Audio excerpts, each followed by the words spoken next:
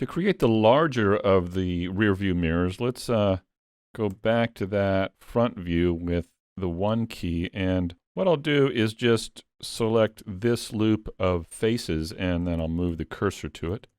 And let's bring in a cube at that point. So I'll go to Shift-A, Mesh Cube, and let's now maybe scale it in just a bit until we get it about the right width.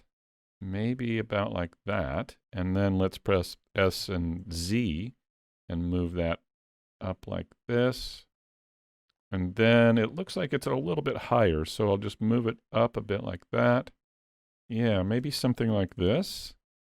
All right, so maybe it's about that big, and now we want to come around and make it a little bit thinner in the Y, S and Y. There we go, and let's move it forward. All right, so I think that's the general shape of it. We're going to need to bevel the edges, but before we do that, let's bring in another image here. I saw a little bit ago, I think in this number 7 here. Let's take a look at this. Yeah, here we go. So it appears to me that there's kind of a slight curve to the mirrors here. You can kind of see it there. So I want to get that. So let's go to the side view here, and if we tab into edit mode, let's insert maybe 3 edges right in here. And if I grab this edge loop and pull it out, something like that, and then Alt-click this edge loop and Alt-Shift-click that one, and pull those out, not quite as much, but something like that, and get kind of a curve in that mirror.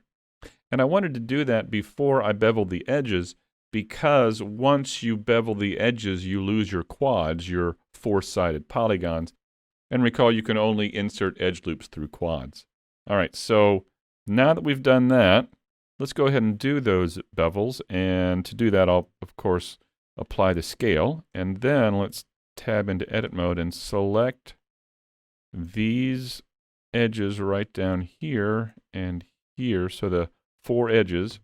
And what let's do is let's press Control B and pull the mouse. And while we're doing that, let's also scroll the mouse wheel so we can kind of add a few edges in here. So I think I'd like something like that, and then try to find the right width for these. Kind of pull back and forth. And for mine, I think I'll kind of go like that. Let's try that. And then what I'll also do is select these edges here, and I'm going to scale out in the X with S and X and kind of pull out just a bit. And then I'll take these and I'll pull them back in just a hair. I just want a little bit of a bulge like this. You can see the curve around the sides there. Something like this, just a tiny bit. All right, so we have that basic shape now. Let's work on the mirror. It looks to me like we've got a bit of a rim here and then the mirror part. So to do that, I think what we should do is select these faces here, and we've already applied the scale. So I think if we hit the I key to inset, it'll give us a fairly even rim there. There we go. So now let's extrude in. I'll just push in just a bit. Oh, and while we're extruding, I see that we've got the local transformation orientation on. It's pretty much the same as the global, but I'll go ahead and switch to global here. And then what let's do is extrude and push back out just a little bit like this. And then I'm going to scale in. Hit S and just kind of scale in like this. Now let's also work on the back. And as I said, I don't want to try and get all that detail in there. That's a little too much for such a small item on the vehicle. So what I'm going to do is I do want to select these and inset these. I don't want to add extra edge loops through here because it's going to throw off the shape of it a bit. But what I will do is inset this kind of to this point, although we may have crossing edges if we go too far. We may have to inset and then scale. So let's try it. Let's hit I, and you can see if I go too far, see how it begins to kind of collapse over itself. If I go into about here, let's say, then I can scale in. I'll hit S and kind of scale in like that. And you can see, even though I go way in, they won't collapse over themselves. So maybe I just want to go to here. And then I think I want to flatten this. So I'm going to press S and Y and flatten this up just a bit. There we go. And then I'm going to extrude out and scale in. So let's hit E and pull out. And I'll maybe scale in like this. Let's try this. All right, let's see how we're doing here. All right, so let's go ahead and smooth it. Object, shade smooth. And let's see what we can do with it. I'll turn on auto smooth. And let's drag up and down and see what we can do with it. So there it is with 0 degree angle there. And then let's bring it up. Let's bring it up a little higher, just see what happens. So if we go over 90 degrees, we get kind of a nice feeling of a curve around that trim, you know? There's kind of a curve there. How about back here? Back here, it's kind of ugly, though. So I'm not sure I want to do it that way. Let's just try this. Let's take this edge, and let's try marking it sharp right here. And let's see what happens. All right. That's interesting, but I'm not sure I like it. Let's tab back in, and I'll select that edge and press Control E and clear the sharp.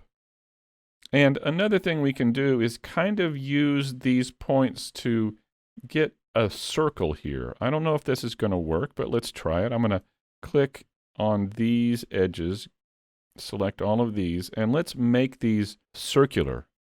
If you recall, we added the Loop Tools package here, or the add-on. We can go to Loop Tools and go to Circle and click, and that'll create a circle out of those points. Now we can scale this back down so it's kind of like this.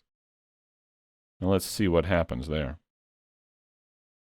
Yeah, I'm not crazy about it. Let's move it down below 90 degrees and see what happens. Actually, that's not too bad. That's not bad, actually. I think I may go with that. I kind of feel like this would be a nice thing to have for the circular pieces, the things that are going to connect it to the post. We could also try sharpening that edge and see what happens. Actually, that's pretty good. That gives a sense that there's something going on there on the back without having to create a whole lot of polygons for all that detail there. I may try that. I may go with this. Let's take this up above 90 and see what happens. Yeah, I don't like all that, but if we keep it just below 90 like that, that's not bad. So as you can tell, you don't always know exactly what you're going to need as you create an object. And as we've been moving forward in this course, I've taken to experimenting more here on camera, rather than having it all planned out every single video. And my hope is that this will encourage you to do that as well. You aren't going to ever know exactly what you need to do for every project all the way through. But that doesn't mean you can't just begin and test and try and see what works and what doesn't. So in the next video, let's go ahead and work on this other rearview mirror and the two connecting pieces.